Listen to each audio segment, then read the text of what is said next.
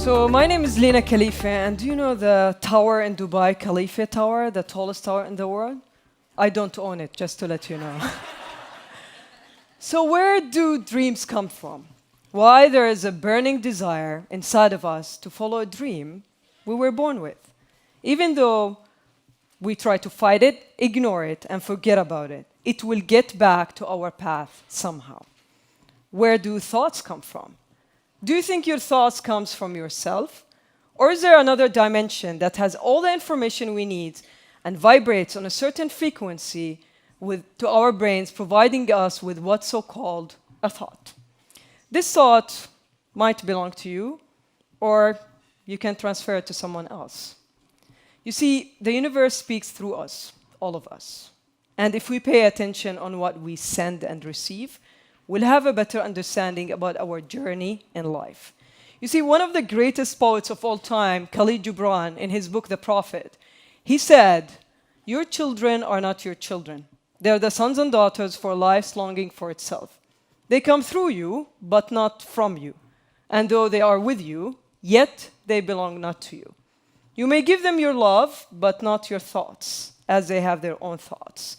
You may house their bodies, but not their souls, as their souls dwell in the house of tomorrow, which you cannot visit, not even in your dreams."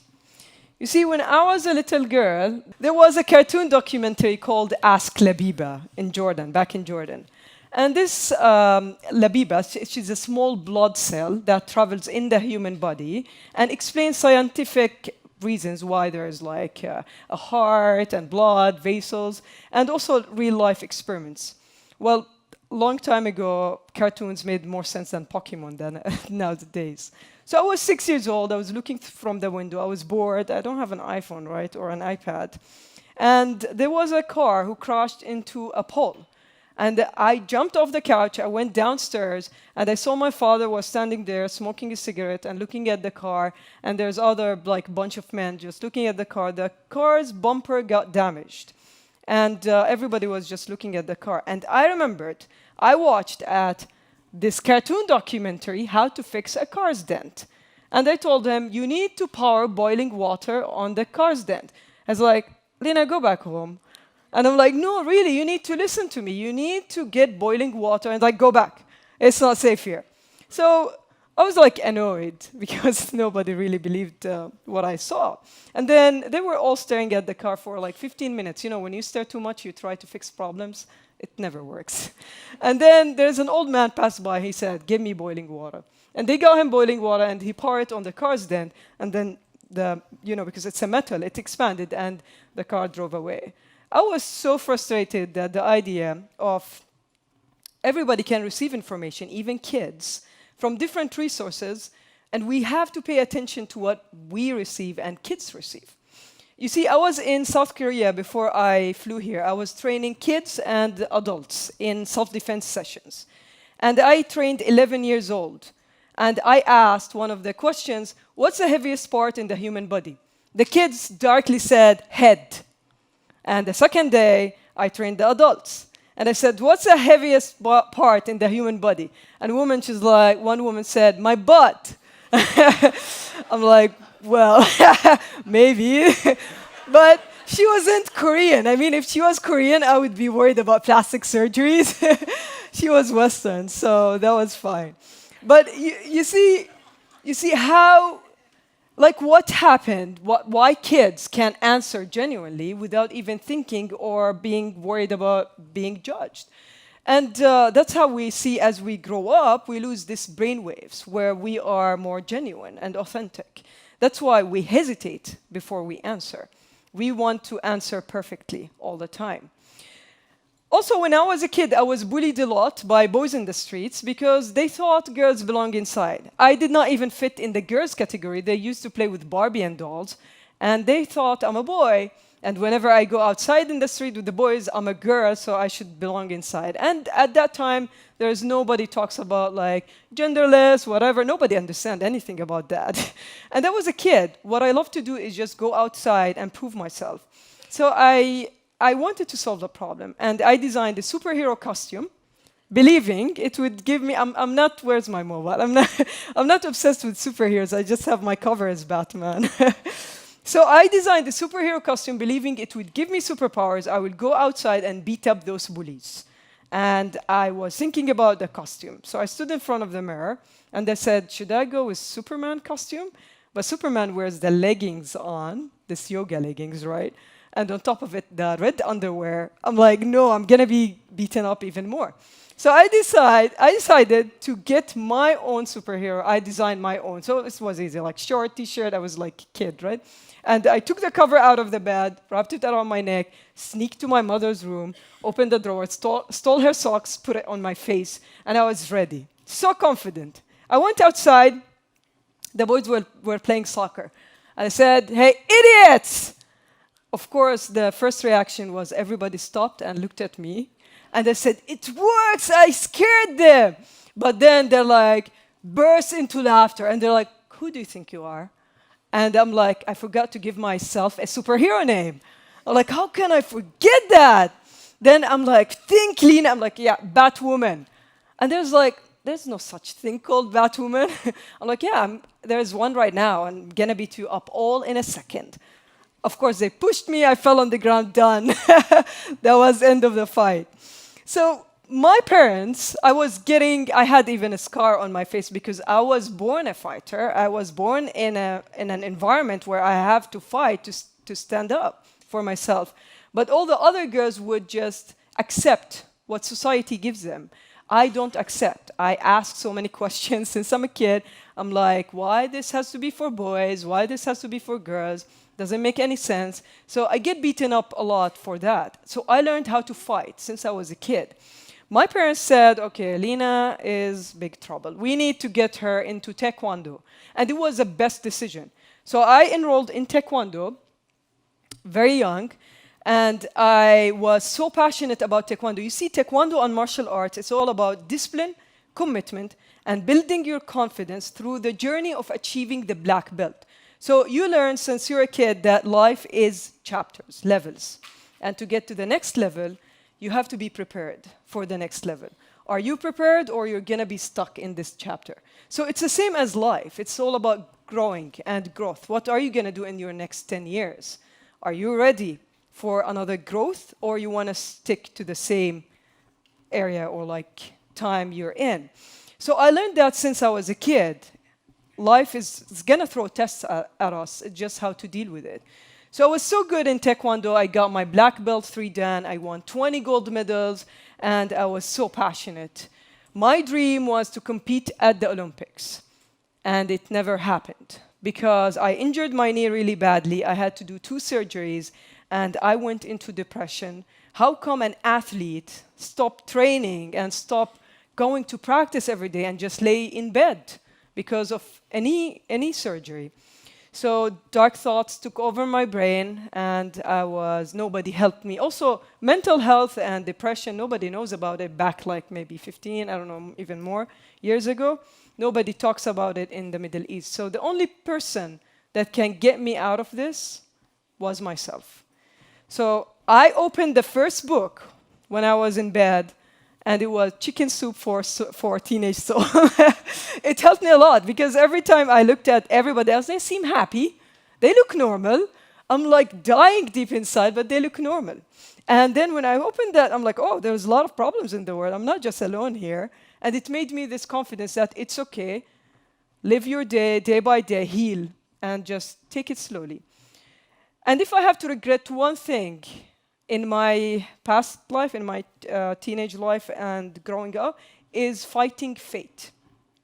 I knew, all the signals told me, all the signs, I shouldn't be fighting to get to the Olympics. And I shouldn't fight the federation. I knew it. All the signs were there, but I wanted to prove that I can build my own destiny. But fate fights back. This is not your path, you cannot go there. So the more I fight, that's why I got injured. It's not because it just happened by coincidence. It's because I was fighting something that is not mine. I wanted something that is not mine. I did not accept that this is not my path. Then I accepted my path. I went to college, and my father is like, what do you want to study? Like, I don't know, I don't like education. But if I have to pick one, I'm going to pick French. I want to speak French. Why not? You know, I'm a Gemini. Who's a Gemini here? Oh, great. So you have two personalities? Well, that's like a myth. We have more than that. Come on. We have like 20 personalities. And now I added another French weird personality, which is perfect. So I studied French at the university, and one of my colleagues came to class one day with bruises on her face. And I told her what's going on. She said she was abused by her brother and father. And they told her, so why didn't you stand up for yourself? And she said, women are weak. We can't stand up for ourselves. I'm like, what? Women are not weak. And I said, I need to solve the problem. I can't accept hearing that phrase my entire life, that we cannot do anything. We can do something. So I started training women at the basement of my parents' house. Then my father's like, get out of the basement. There's a lot of people coming in. You need to find yourself a location, which is good. Because then I founded, SheFighter was born in 2012. I founded it was like a 100-meter square studio. And then everybody said, this idea is going to fail. Women will never be interested in martial arts and self-defense. But I proved them wrong. We trained about 18,000 women, and we certified more than 500 instructors globally. And this is our level system. So the trainers take intensive training courses, and they train other students and kids and women in different countries. So that one also was in Austria. We have a team in Germany. We have a team in Austria, in Switzerland. And the movement went growing with Africa, Latin America, and Korea. You can see that's in Korea. Since I started growing, I also realized that life is all about love. It's the highest frequency in the universe, and I don't see any dark side of life. And everybody talks about negative things all the time, but what I see is just pure love from people all over the world. And I always say that to people: if you don't have love, you cannot give away love. Let's say if you have money, if you don't have money, can you give money to others? You don't have it, you cannot give it. So if you don't have love, you cannot see love, or you cannot receive love, or even send love. You have to be fully, like a whole bubble of love. So I trained Emma Watson. It was in 2016. I trained her not to use her wound to hit people. I told her, okay, done. You're not Harry Potter, you have to use your fist to punch people, No, I trained her. And I trained like few other people and celebrities. I received, okay, I'll tell you a story about President Obama. Do you know that guy? He's President Obama. So I was in my office one day and I received an email, and the email title was the White House. I'm like, spam, trash. Like, why do I need to receive an email from the White House, right? And then next day I received a phone call, and Truecaller identified it, the White House. I'm like, holy shit, this is real. Why they're calling me? What did I do? Are they seeing me or watching me? I'm like, okay, I'll answer. Hello. And the secretary of President Obama is like, Lina, finally you answered. We emailed you. I'm like, yeah, well, I did not receive that. And they're like, you're invited to the White House. I'm like, great. And she's like, well, maybe President Obama will be there. I'm like, I thought it's his house. He should be there, right? It's like, yeah, no, he's busy, he's around, but maybe he's going to be there. So I'm like, fine. So I flew all the way to Washington, D.C. I went to the White House, and I was texting my friend, and suddenly President Obama, he said, where is Lina? I'm like, what? Is he watching me? And I stood up. The video is on YouTube, and he said, we want to empower leaders of social change like Lina Khalifeh. And my father just thought I'm a big troublemaker. So, so he mentioned me in his speech, and he gave me a lot of recognition, and he supported me because in the Middle East also they love him, because they love President Obama. So I had a huge support also coming from men because they support him. I received an award with Hillary Clinton. It was in 2018. I did not hurt her hand. It wasn't me. I think she had a fight before she met me. I don't know. And I have received this year the ESPYs Awards. If you know the ESPYs, it's like the biggest sports awards in Los Angeles by UFC and ESPN. So there's a lot of challenges, and at the same time, there is a lot of good things. So I always focus on the good things. I thought of, by the way, if you need any information, SheFighter.com. And we're still expanding our system and partnering up with many countries globally. But I want to teach you tonight how to beat up someone you love. No, not really you love. I mean, your husband, maybe. Maybe, if you want to practice on your husband. So are you ready to get some self-defense techniques? Do you want to stand up and maybe do some techniques? Okay, I have a volunteer, Jasmine. She's been attending my session since the morning. She's so ready. Yeah. Okay, so I'll show you. It's going to be simple technique. It's not going to be like, that's why I'm taking off my jacket. It's not hard, I'm not going to throw anybody off the stage. Okay. Okay, I'll teach you. So self-defense is all about technique, and how you stand is important. So I'll just demonstrate this. I'll show you. If Jasmine is standing closing her legs, and I'm the I'm the evil attacker, and I pull her all the way toward me, she's going to lose balance. But if Jasmine puts a fight stance on toward the ground, more like grounded toward the gravity, it's going to be hard to pull her off the ground. But doesn't mean that Jasmine has to walk like this all the time, right? She just put a fight stance when something happens. And let's say, I'm going to teach you that one now. So let's say I'm grabbing her hand and she wants to release her hand. She's grounded, she wants to release her hand. What is she going to do? Is she going to cry maybe? Or if she pulls, it's like all my body weight has to, so she's not going to get out of it. It's like more force. What she wants to do is she wants to get her hand off the thumb area, the fingers area, all the way here. So she can use the other hand. Let's say if my hand grip is really tight, she can make a fist, use the other hand, and take it off. Okay? So again. Okay, let's do it with the person next to you. Why don't you shake their hand? And we can do it a few times. So. Yeah.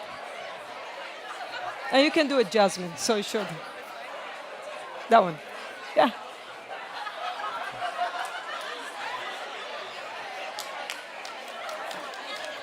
Okay, perfect. The other technique, that was easy, right? Did you punch someone else? So we're going to do both hands. So you're going to do it on me first. Okay. Ladies and gentlemen, that's what. Okay, so what if Jasmine is the attacker now and she's grabbing both my hands? I'm going to demonstrate fast and then I'm going to explain it. Okay, so what happened? What happened is I crossed both my hands. You cannot also take their body weight. They're big, right? You don't want to add that force. So you just cross your hand, hit both their bones together, and release both your hands from the thumb area. Okay, Jasmine, she's going to do it. Yeah. Okay, let's do it. By the person next to you. Do it again.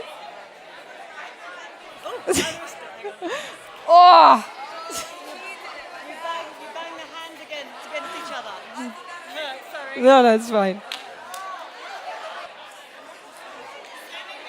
Okay, I'll give you one more technique. One more technique. Anybody with nose job or plastic surgery? No, you're fine. Okay.